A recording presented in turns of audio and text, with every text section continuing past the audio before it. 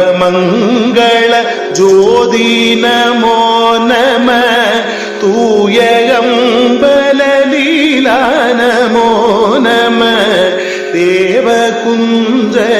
பாகா நமோ நம அருள் தாராக இதலும் பல கோலால பூஜையும் ஓதலும் குண ஆச்சார நீதியும் ஈரமும் குரு சீர்பாத சேவையும் மறவாத